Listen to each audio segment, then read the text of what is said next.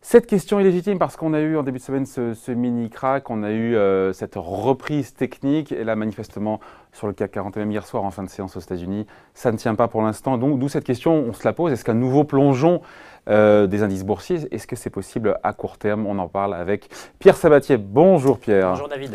Président du cabinet PrimeView. Bon, cette question, il faut se la poser. On a eu cette violente secousse.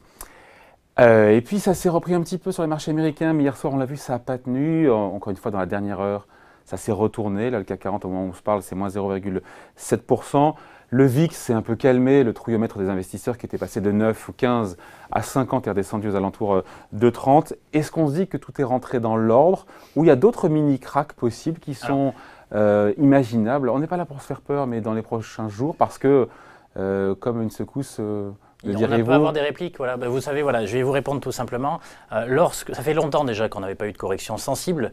Des corrections, oui, je rappelle quand même que sur l'Eurostoxx, l'indice référence en Europe, entre le mois de mai dernier et le mois de fin août dernier, on avait quand même baissé du 7%. C'est à peu près, en fait, on a fait la même baisse aujourd'hui sur les indices européens, sauf qu'on les a fait en beaucoup moins de temps. Et donc, c'est la violence, en fait, de la correction, c'est ça qui est nouveau, c'est pas tellement son ampleur, qui reste assez classique aujourd'hui. Et lorsqu'on a une correction aussi violente, il est logique qu'on ait des répliques derrière. Qu'on a du mal à expliquer parce que il ne s'est rien passé lundi. Pardon, lundi, il y en a eu le vendredi, le fameux chiffre qui a mis le feu aux poudres, qui est une bonne nouvelle pour l'économie. D'ailleurs, on pourrait reparler de ce tweet de Donald Trump qui, j'ai vu hier, il a sorti un tweet. En général, il a toujours dit « c'est grâce à moi si les marchés actions montent, etc. etc. » Et puis là, hier, il y a un tweet, il dit « Autrefois, l'annonce des bonnes nouvelles faisait monter le marché boursier. Aujourd'hui, quand de bonnes nouvelles sont annoncées, le marché baisse. Grosse erreur. » Il n'a pas tort parce que dans le fond, pardon, c'est un pas de côté, mais la news comme quoi l'inflation salariale accélère aux États-Unis, c'est plutôt une bonne nouvelle, plus de pouvoir d'achat pour les Américains. Alors oui et non. Premièrement, déjà, qu'est-ce que vaut une action ? Qu'est-ce que vaut une action? Déjà, c'est une question philosophique. Les gens qui vous disent ça doit valoir tant, c'est faux. Aujourd'hui, la valeur en fait d'une action, ce n'est simplement que l'offre, une entreprise à un moment donné et un désir de l'acheter, une solvabilité associée. Premièrement. Deuxièmement, la valorisation des marchés, c'est pas ce qu'il se passe, c'est ce qui va se passer. Et donc, grosso modo, il ne faut pas quand même oublier que, prenons les États-Unis, c'était votre question partait de là, on montait de 36% depuis le mois de novembre 2016, 45% depuis le mois de juin 2016 au moment du Brexit. Et donc, en gros, toutes ces bonnes nouvelles, elles ont été progressivement intégrées dans les cours boursiers par les investisseurs. C'est-à-dire leur comportement a anticipé en fait ces bonnes nouvelles. C'était une bonne nouvelle de plus qu'on a eue. Oui, mais savoir que les salaires repartent. Il faut avoir en tête que les marchés... Elle est au début sans emploi, au début il n'y a pas de hausse de salaire, l'américain moyen, il est décroché, il vote pour Trump, on a dit ça pendant des mois et des mois. Mais quand vous avez fait du 45% de hausse, qu'est-ce qui se passe lorsque vous êtes investisseur? Qu'est-ce qui se passe? Mais en fait, on cherche un prétexte et c'est ça qui est intéressant, y compris dans les bull markets. La question de fond, j'y reviendrai derrière sur est-ce que ça continue de baisser, est-ce qu'on rentre dans un bear market ou pas. La question fondamentale, c'est est-ce qu'aujourd'hui l'environnement de marché a changé fondamentalement, nous faut passer d'un bull market, c'est-à-dire un marché directionnel haussier, vers un bear market, un marché directionnel baissier. Pour vous, la réponse est non. La réponse est non. Mais même dans un bull market, il y a des corrections légitimes. Pourquoi? Parce que l'investisseur qui a pris un pari à un moment donné, il y monte de 30% de suite, 35% de suite, 40% de suite, 45% de suite. Vous savez très bien que les arbres ne montent pas jusqu'au ciel. Et qu'est-ce qui se passe? Eh bien, ils cherchent un prétexte. Peu importe le prétexte. C'est-à-dire qu'en fait, c'est la violence de la hausse et la durée de la hausse sans aucune consolidation qui fait qu'à un moment donné, les investisseurs qui en ont profité à plein cherchent à consolider leur position, à prendre leurs bénéfices. Et on est exactement dans cette phase-là. À un moment donné, voilà, il y a des investisseurs qui psychologiquement sont à la recherche de prétextes pour prendre leurs bénéfices. Et ensuite, derrière, la question de fond, c'est est-ce que cette prise de bénéfice, c'est moins 7,5%, moins 8% qu'ont fait les marchés? Ben, ça dépend de l'environnement de marché. Ouais. Non, c'est pas très difficile. Le positionnement pour répondre à cette question, c'est celui de l'environnement de marché. Le fond. C'est difficile de dire le fond de la piscine, il est à tel niveau, il est à 5 000 sur le CAC 40. On peut avoir des références. Ouais. On peut avoir des références à partir du moment où justement on découpe le marché d'un point de vue historique en fonction de son environnement. Si vous êtes dans un bull market, à savoir un environnement favorable aux actifs risqués, naturellement, ce qui pour nous, et ce qui n'est plus le cas pour nous aux États-Unis, mais ce qui reste le cas en Europe, les statistiques descriptives lorsque vous prenez aux États-Unis par exemple sur un siècle, un peu plus d'un siècle, vous regardez tous les marchés haussiers, eh bien qu'est-ce qui se passe? Il se passe que les hausses en général atteignent une vingtaine de pourcents avant de connaître une consolidation d'environ 7%. Et donc sur les marchés en taux ondulé, c'est-à-dire plutôt qui oscillent autour des mêmes niveaux, c'est pour nous notre scénario central aux États-Unis, on est plutôt sur un bull market en Europe, ben, grosso modo vous montez de 9, vous descendez de 8, voilà, etc. Et dans un bear market, par contre, vous baissez de manière beaucoup plus importante, 12-13%, avant de rebondir de 7-8%.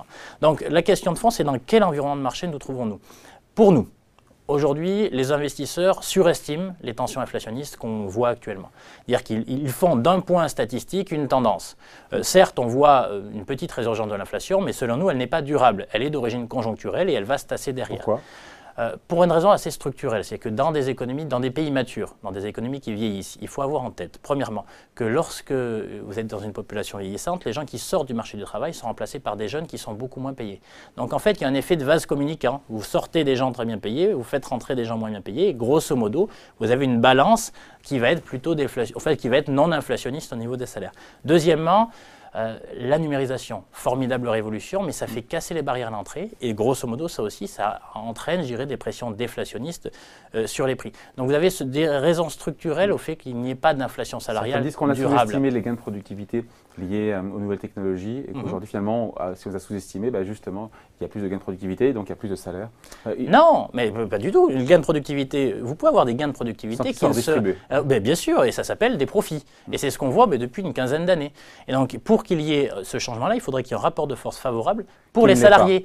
Et dernier point, n'oublions pas, parce que tout le monde parle par exemple de l'Allemagne. L'Allemagne, vous voyez, il y a eu un syndicat qui a négocié des hausses de salaire de quasi 5%. Voilà, quasi 5%. Mais attention à ne pas faire d'un acte isolé une généralisation. Nos économies ne sont plus des économies industrielles. Ce sont des économies de services. 70-80% des emplois sont des économies de services. Si on peut avoir de l'inflation salariale dans certains secteurs d'activité, les nouvelles technologies, l'industrie, on n'en a pas en fait dans l'énorme partie de notre économie qui correspond à une économie de services. Et là, vous êtes plutôt sur des petits boulots, pas forcément très bien payés, et le rapport de force, il est loin d'être en faveur des salariés. Donc vous voyez, tout ça fait que l'inflation, il ne faut pas trop se faire peur avec l'inflation. Et si on ne se fait pas trop peur avec l'inflation, ça nous pousse à dire que les taux d'intérêt resteront suffisamment bas pour que la Fed continue. Et donc, il n'y a pas de raison qu'on et donc merci pour terminer. Les marchés américains ne monteront pas beaucoup plus haut parce qu'ils ont déjà beaucoup intégré les bonnes nouvelles. Mais les marchés européens, on garde encore du potentiel. Donc, ces 7% de baisse, c'est une opportunité pour de rentrer sur les marchés actions. Ce qui n'empêche pas qu'on pourrait avoir encore de nouveaux petits plongeons, entre guillemets, de nouveaux on peut baisser, mini-cracks. Voilà, ce que je vous ai donné tout à l'heure comme référence, les 7% de baisse, les 8% de baisse, c'est en gros, c'est la baisse typique dans ces environnements-là. On a connu des baisses dans ce type d'environnement qui sont un peu plus longues, donc on peut avoir des répliques, on peut baisser de 1%, 2%, 3%, mais à la limite, peu importe. Là, si vous aviez vendu les marchés au préalable, c'était notre recommandation, et vous avez évité les 7% de baisse, eh bien la probabilité pour qu'on connaisse un rebond est plus forte que la probabilité que les marchés continuent à baisser. Donc c'est une opportunité de rentrer sur les marchés. Il faudra la saisir parce que si l'environnement reste favorable aux actifs risqués un peu partout dans le monde, ça risque pas de durer très très longtemps. Et donc dans les 6 prochains mois, on pourrait être amené à évoluer. On peut avoir d'autres répliques, mais qui seraient moins violentes, encore une fois, sur les indices actions. Mais si, encore une fois, vous vous trompiez. Si on se trompe. Et si on avait, imaginons, dans quelques jours, de nouveau, on a un mini crash, encore une fois un -4, -5 aux États-Unis, parce que manifestement, les choses viennent de là-bas, puisque le 10 ans américain, ça n'a pas échappé. Avec le flight to quality, les taux à 10 ans américains ont rebaissé, reflé vers 2,75. On est remonté là, de nouveau vers 2,90. On est sur un point tangent, on est en zone critique. Ça pourrait refaire basculer les marchés. Si on se retape une grosse séance comme ça de perte, de décrochage de moins 5%, ça remet en cause votre scénario ? Forcément, la clé, ce sont les taux. Mon propos sur l'inflation nous fait penser que cette hausse des taux, elle n'est pas durable. Parce que si vous n'avez pas d'inflation, en gros, les agents privés, qui sont les ménages et les entreprises, ne supporteront pas des taux qui montent, alors qu'ils montent quand même maintenant depuis une manière les marchés surréagissent et ont si une mauvaise grille de lecture. Non, mais si les marchés surréagissent, c'est ce qui se passe depuis le début de l'année. Si les marchés surréagissent, là, en l'occurrence, ça serait susceptible de nous faire changer d'environnement. Donc, et changer d'environnement, ça veut dire quoi? C'est qu'on pourrait passer dans un bear market momentané le temps que les investisseurs se rendent compte. Et le passage, ça veut dire un nouveau flash crash? Ah ben, flash crash, j'en sais rien, la forme que ça prendra. Un nouveau lundi noir? Non, mais ça, celui qui vous dit qu'il le sait, la forme de la correction, c'est impossible à prédire. Non, mais la violence, en fait, je parle de la violence. L'ampleur de la correction, elle serait plus forte que les 7%. On tombe sur de 12-13% en général avant de connaître un rebond qui sera suivi à nouveau par une baisse, c'est-à-dire qu'on rentrerait dans du directionnel baissier. Les marchés actions, en fait, continueraient de baisser. Dites-moi ça, que je comprenne bien. Dans un bear market, si vous prenez sur un peu plus d'un siècle aux États-Unis, dans chacun des bear markets, les baisses en général continues atteignent 12 à 13% avant de connaître un petit rebond. Et en après, général, fait 7-8% et rebaisse de 12. Et donc, vous voyez, c'est un segment.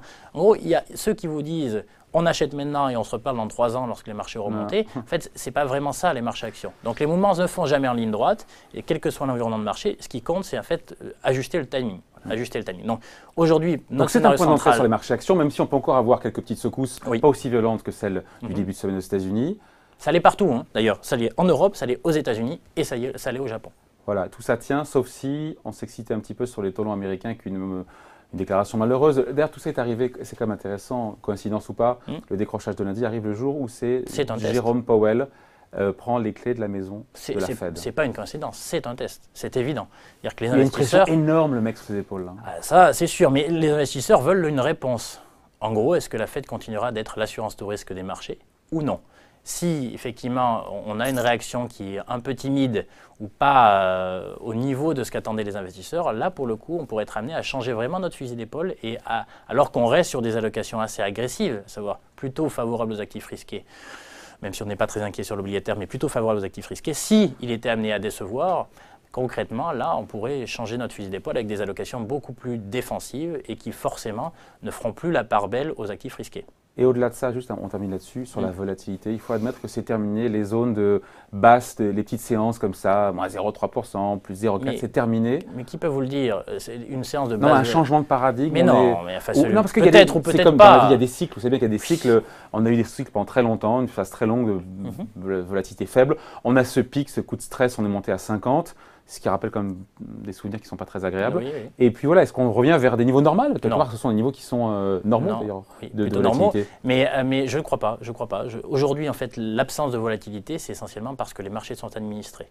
Nous retrouverons des niveaux normaux en termes de volatilité lorsque les banques centrales, j'ai dit. Donc, lorsque les banques centrales auront disparu.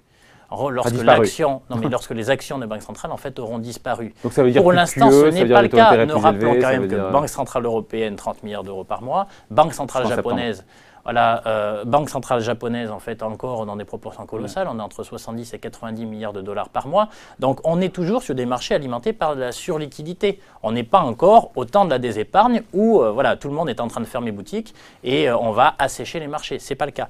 Vu qu'il y a beaucoup de liquidités, vous pouvez avoir des pics de volatilité, mais le régime normal va redevenir très bas.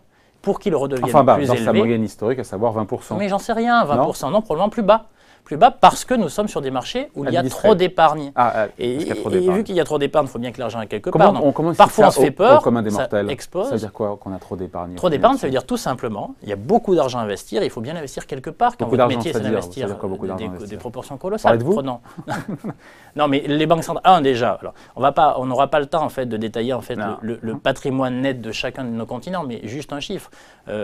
Les banques centrales alimentent cette liquidité. Les États-Unis n'augmentent plus leur bilan. Donc le baisse, mais de manière très non, mais l'épargne, on parle de l'épargne faible. Des entreprises, non, des particuliers. C'est l'ensemble de l'argent à disposition, entreprises, particuliers, mais aussi politique monétaire implémentée.